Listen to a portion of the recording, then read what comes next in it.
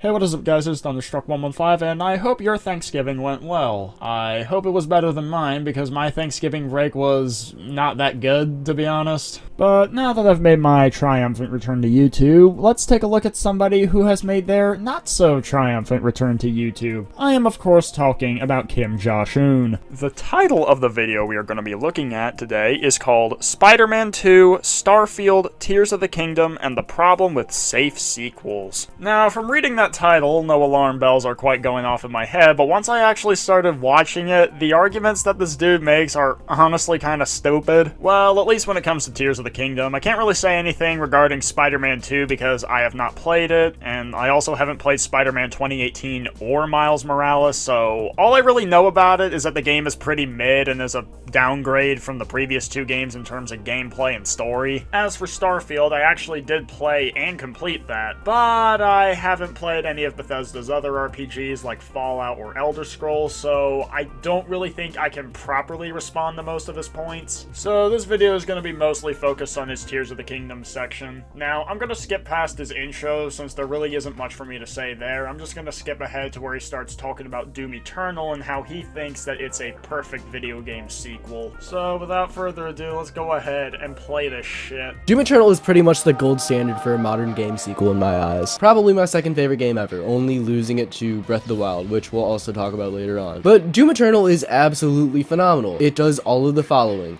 It improves on its predecessor to make it objectively better. It has enough gameplay differences to make it good in its own way, while still giving you a reason to go back to its original to get a significantly different type of game. And it has so many new ideas that make it more of its own thing rather than just another sequel. I want everybody to keep this in mind for when he talks about Tears of the Kingdom. At first glance, Doom Eternal seems to be another one of those safe sequels that I just listed earlier. But once you actually play the game and really understand it, you realize, oh shit, this game could pretty much be another reboot in the series like 2016 was. No, because Doom Eternal basically took what Doom 2016 did, added some shit on top of it, and made it an even better game. Now, you could ask, but Thunder, isn't that what Doom 2016 did? And I would say yes, but the reason that's a reboot is because it came out 12 years after the previous Doom game, and 19 years after the previous Doom game that actually mattered. Seriously though, fuck Doom 3. It changes, adapts, and expands. Doom Eternal has objectively better levels. Doom Eternal has objectively better levels.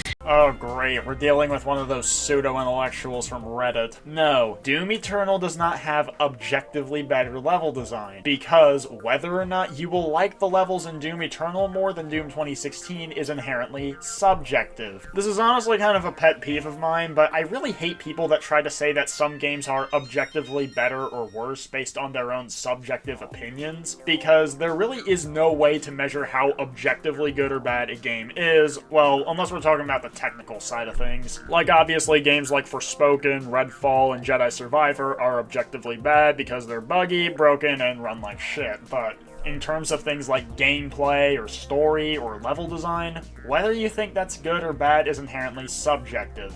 You can list objective reasons in favor of your opinion, but at the end of the day, how it matters to you is completely subjective. They're more diverse, more colorful, have better environmental storytelling. The encounters and arenas are way more memorable, and each one has its own unique idea to it. Doom 2016 has only about like 3 different types of levels: Mars, Hell, and this kind of factory industrial-like area. See, now that last thing right there about Doom 2016 only really having 3 level tropes is an objective fact. However, those other things you listed, such as the encounters being more memorable, that is subjective. Please learn the fucking difference. On the other hand, every single level in Doom Eternal is completely fucking different from one another. Doom 2016 has you on Mars for like the first 3 levels, I'm pretty sure. Correct me if I'm wrong, it's been a really fucking long time since I played it, because honestly I don't really like it. Not that it's objectively bad, I just prefer the way Eternal plays more tenfold. So you admit it's a subjective thing, not an objective one. Got it. But Doom Eternal, on the other hand, kicks off with Hell on Earth, which is this badass post-apocalyptic wasteland of some random city on Earth that's been taken over by the demons with giant-ass motherfuckers walking around as you take out these big-ass demons in the second fucking arena. Holy shit. And then... Okay, now this is off topic, but for fuck's sake, dude, balance your fucking audio. Your music is way too loud. After that, with the second level, with Exultia, it has not 1, but 2 fucking environments that are completely different from one another, with this old castle-looking place you start the level in, to a hell landscape that you finish the level with after you go through a portal. From the level design alone, around, Doom Eternal is made an objectively better game than its predecessor. Yet, there's still plenty of reason to go back to its predecessor. See, Doom Eternal's pacing is fast, like 5 times as fast as 2016 was. And honestly, for some people, this fast pace is such a drastic change from its predecessor that people prefer 2016 to Eternal. But Josh, how can people prefer 2016? I thought you said Doom Eternal was objectively better. Yeah, I know I'm kind of ramming this point home, but it's only because I wish to demonstrate just how fucking stupid it is to call a game objectively better or objectively worse due to subjective tastes in gameplay. Even though Eternal is the objectively better game. There's like 2 things I prefer in 2016 to Eternal, and that's the music and the gritty atmosphere it builds. Eternal is kind of cartoonish at times, which I like, but I just think 2016 had a better atmosphere. Yet, that's what's so cool about these games. They can coexist with one another with reasons to go back to each one for personal preferences. If you liked the slower pace and more of just a power fantasy, you can go back to Doom 2016. If you like the faster pace with more of a challenge, you can go to Eternal. And again, this motherfucker keeps saying that Doom Eternal is objectively better, and yet here he is listing subjective reasons why some people might want to go back to 2016 or Eternal, which just proves that Doom Eternal is not objectively better, but subjectively better. It's fucking great. And finally, Doom Eternal adds a shitload of new content that's nowhere to be found in 2016. It has a hub now that you can go to in between levels and explore as you wish to unlock different bonuses. It's got a bunch of new mods for your guns like the microwave beam and the plasma gun, the rapid fire for the base shotgun, the fucking grapple hook with the super shotgun, which is like the best addition in a sequel ever fucking done. It has a completely different multiplayer from Doom 2016, which I will say I definitely prefer 2016's multiplayer to what they added, but again, contributing to the fact that this game is an absolutely perfect sequel. So the fact that Doom Eternal has a multiplayer mode that you consider to be worse than Doom 2016's multiplayer contributes to the fact that Doom Eternal is a perfect sequel to 2016? My guy, did you not listen back to this video before clicking upload, or are you just that fucking stupid? Not to mention there's a bunch of other shit that was in Doom 2016 that wasn't in Doom Eternal, like the classic levels, or the snap map mode, which I would have killed to have in Doom Eternal, considering that I think Eternal has the vastly superior sandbox and combat loop, and I would have loved to see what kind of custom maps could be built with that. But guess what? You can't do that in Eternal because it's not there. But it is in 2016. Yeah, don't look now, but I'm finding some flaws in your quote-unquote perfect sequel. It doesn't completely replace its predecessor while still adding and changing a bunch, making it an objectively better game. This wasn't at launch, but now it has the Horde mode where you have to fight through a bunch of different arenas of enemies to see how high you can score. It's got the master levels, which I'm not 100% sure if they were in 2016 or not, but they basically remixed levels from Eternal, making them still have the same style, but such a different experience from what was before. So yeah, as you can see, Doom Eternal, it isn't a perfect game, but it's a perfect sequel in my eyes. I think it's the gold standard for every game sequel, and more games need to strive to be like this. Some other games that I would say are to this level where they're perfect sequels / successors are Majora's Mask, the original Resident Evil 3 and 4, Resident Evil 7, Elden Ring, God of War 2018, Persona 5, Mario Wonder, which ironically just came out a few days ago as I'm writing this video, and there's probably a shit ton of others that I'm just forgetting about. Basically, the point is, a sequel should be standing alone and have a clear differentiation from its predecessor, but still be better than it in the end. Again, keep this in mind for when he talks about Tears of the Kingdom. So we're gonna look at 3 games I listed at the beginning of the video and basically explain how they're way too safe of sequels and completely fail at the job of a sequel, at least in my eyes, because of the specific fundamental ideas that each of these games lack that would make it into a good sequel. Now, before I tear all these games a new one, saying that these are bad sequels and successors does not mean these are bad games. I actually fucking love pretty much all of these, except Starfield. I don't hate it, I just think it's kind of mid. On the other hand, Tears of the Kingdom is tied with Resident Evil 4 Remake as my game of the year, so there's that. But since it's the most relevant now, we're gonna start with Spider-Man 2, Not Changing Enough. Like I said at the beginning of the video, I did not play Spider-Man 2018, Miles Morales, or Spider-Man 2, so skip.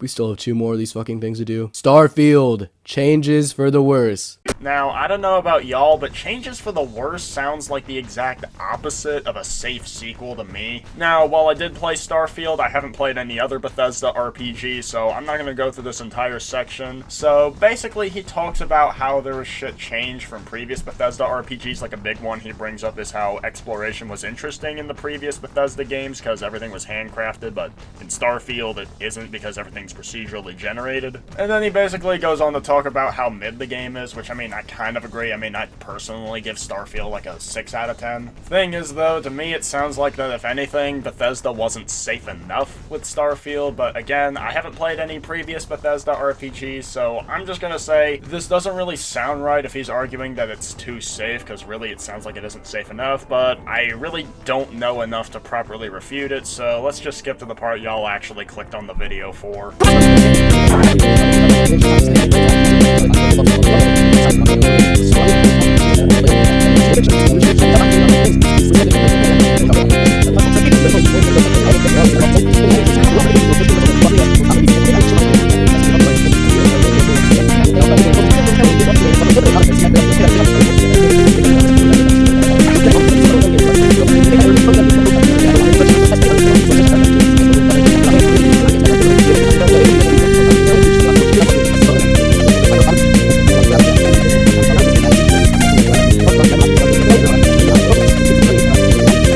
Tears of the Kingdom, replacing the original. What? Josh criticizes Tears of the Kingdom? I know, it's insane. Because for the record, I do think Tears of the Kingdom is an absolutely phenomenal game. Easily one of my favorite games to come out this generation. Probably my game of the year. And, I mean, it's a sequel to my favorite game ever. How could I even begin to dislike it? But it does have a flaw, which it's not a very good sequel, at least in my eyes. And that's because of the fact that it completely replaces the original. Everything that Breath of the Wild did was done here in Tears of the Kingdom, but better in every way. Everything that Breath of the Wild did was done here in Tears of the Kingdom, but better in every way. I don't know about y'all, but that sounds like an ideal sequel to me. Like, in your eyes, would this game be better if it just kneecapped itself to intentionally be worse than Breath of the Wild in some aspect? Because that's a big fucking yikes if that's the case. There was more to explore, the exploration is better, the combat is more advanced, you can make your own shit now and make vehicles, the puzzles have you thinking more outside the box, the apocalyptic environments actually look like they've been going through shit, the dungeons are more varied, the final boss, ooh, the final boss, fucking perfect. Yeah, literally my only problem with this game is that it's too good, to the point where if you're thinking about playing Breath of the Wild, you might as well just skip it and play Tears of the Kingdom, unless you really want to know what happened in the first game, which honest to god, there's really not much to it. Tears of the Kingdom makes pretty much no reason to go back to Breath of the Wild. Oh, I don't know, maybe because they want to have fun playing Breath of the Wild, because, you know, just because Tears of the Kingdom released and it's a better game than Breath of the Wild doesn't mean that Breath of the Wild is suddenly a bad game, or that it isn't worth playing. For example, BioShock 2, in terms of gameplay, basically takes what BioShock 1 did, fixes some of its issues, and improves upon it in several significant ways, but guess what? I still go back and play BioShock 1 because it's fun. Dishonored 2 basically takes everything that Dishonored 1 did and improves upon it, but guess what? I still go back and play Dishonored 1 because it's still fun. Black Ops 1 Zombies basically took everything that World at War Zombies did, but improves upon it in every way. But guess what? I still go back and play World at War Zombies because it's fun. I could keep listing examples, but I think y'all get the point. Which means it's a great game, and obviously better than Breath of the Wild, but not as good of a sequel. That is such an oxymoronic statement. If a sequel basically takes everything that the previous game did and improves upon it significantly to the point where it's a great game, does that not mean it's also a great sequel? Hate to break it to you, Josh, but not every sequel has to reinvent the wheel. Because everything here is just Breath of the Wild expanded upon. And that really sticks out like a sore thumb in the Zelda franchise especially. Because there is not a single mainline Zelda game that does that. Each new game in the series has had a massive change to its gameplay until Tears of the Kingdom came out. They've all been able to stand on their own and be their own thing. You don't call Majora's Mask Ocarina of Time 2, even though it uses the same engine and at face value looks exactly the same. Because Majora's Mask plays nothing like Ocarina of Time.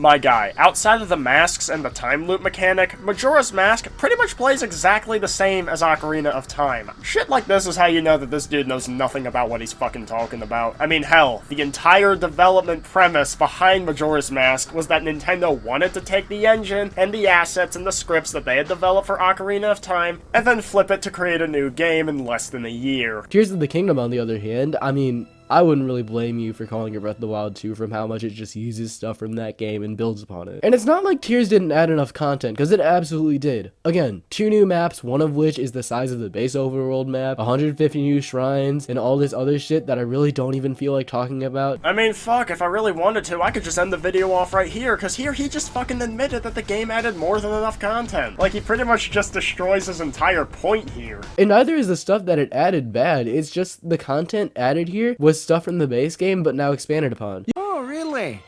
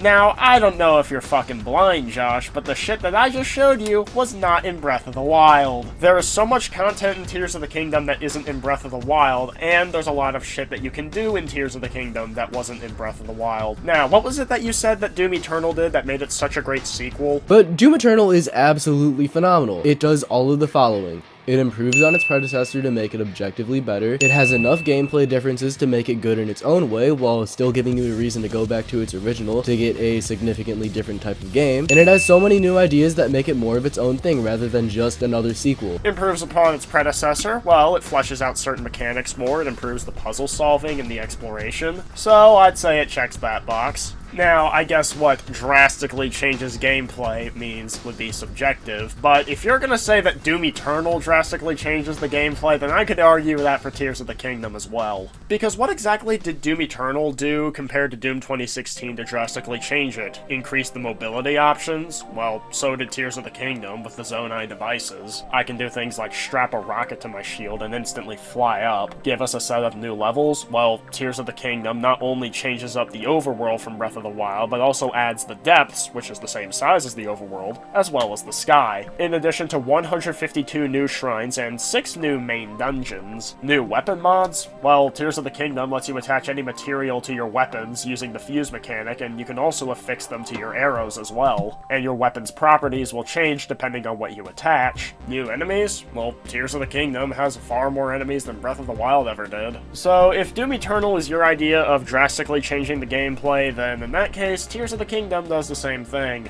and adds new ideas / elements previously lacking. Well, I don't think there's any room for debate there. The ability to build shit wasn't in Breath of the Wild, the fuse mechanic wasn't in Breath of the Wild, the depths weren't in Breath of the Wild, there wasn't anything in the sky in Breath of the Wild, with the exception of Divine Beast Vah-Medoh. You didn't have friendly champions fighting alongside you in Breath of the Wild that you do in Tears of the Kingdom. So really, it sounds to me like Tears of the Kingdom is a case of an ideal sequel like you had for Doom Eternal. And yet, for some reason, you find yourself completely unable to Keep that same energy. You could say, oh, well, the powers are the main thing that's different in this game from Breath of the Wild. And while that's true, there's still just more of an expansion on that of Breath of the Wild. But instead of the specific powers, they expand on the idea of the powers themselves and make them way more useful. Even the champion abilities are different and more balanced versions of the abilities in Breath of the Wild. I could literally say the same thing about the weapon mods in Doom Eternal just being expanded from the ones in 2016. But he's just gonna conveniently gloss over that.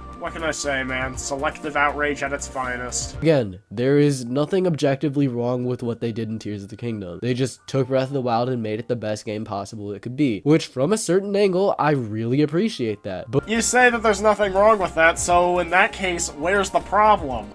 What is the problem? But as someone who fucking adores Breath of the Wild, again, my favorite game ever, it just kind of sucks to see it replaced like this. Like, I feel insulted yet loved at the same time. It's weird. Tears of the Kingdom did not replace Breath of the Wild. You can still go back and play Breath of the Wild if you want. There is content within Breath of the Wild that is not within Tears of the Kingdom, such as 120 shrines or all the fucking dungeons. And this isn't the case like the GTA trilogy where they delisted the originals. You can still buy Breath of the Wild in the fucking eShop and most retailers still have it in stock. So now what would I do here? Have both of these games be open-ended in their own way. Leave Breath of the Wild with its focus on the open-ended exploration and give Tears of the Kingdom a focus on open-ended puzzle solving and combat. Tears of the Kingdom already has open-ended puzzle solving. Because back when I was playing this game religiously, my brother would always play whenever I wasn't, so we'd often watch each other play, and whenever I saw him doing a shrine puzzle that I had already completed, 80% of the time, the solution that he found was completely different than the one that I used. Meanwhile, the combat has many different ways that you can approach it. So Breath of the Wild went for a more general open-ended approach, which I love, but Tears went for the exact same approach. So what if it went for a more linear approach, like classic Zelda, but with the same physics-based puzzles and combat that both of these games have? And from the first few trailers, it seemed like Tears was going to have a more linear approach, and then the game came out and that was not at all the case.